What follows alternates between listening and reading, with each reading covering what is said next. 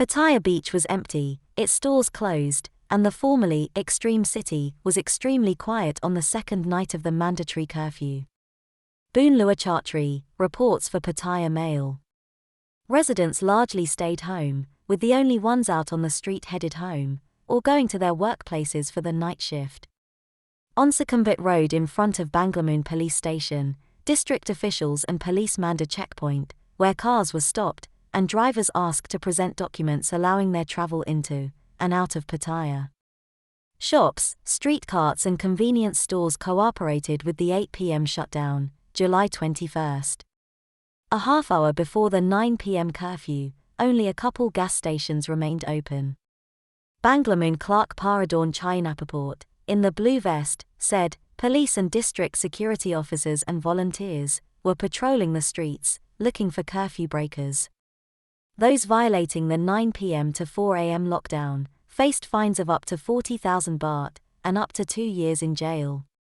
The question now is whether the Pattaya lockdown will actually work. From Barry Kenyon for Pattaya Mail. With the screws tightened yet again on dark red zones, including Pattaya, public morale is at rock bottom.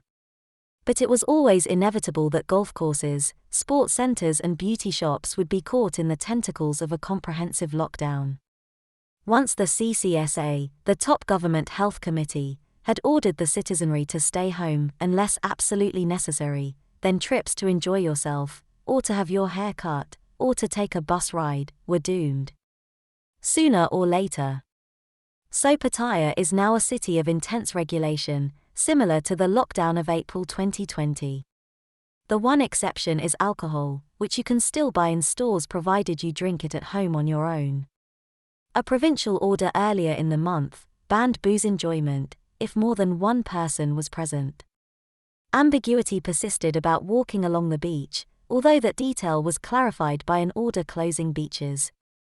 The legislative problem is that the Pattaya beaches are currently home to hundreds of homeless people, dependent on public charity. Lockdowns certainly have their negative macro issues, because mankind is a social animal, needing to mix. Awesome restrictions assume that being at home is safer than being outside, which most published research denies, that is, unless you live alone. They also assume that everyone is at equal risk, whereas we know that children are more resistant than adults, and that most people don't end up in hospital or the mortuary. The World Health Organization cautions that lockdowns should not be the primary mechanism of control because, at best, it delays contagion, especially in countries with low vaccination rates. The massive number of failed businesses inevitably leads to financial intervention by the government, but the billions of cash borrowed has to be repaid, unless money does grow on trees after all.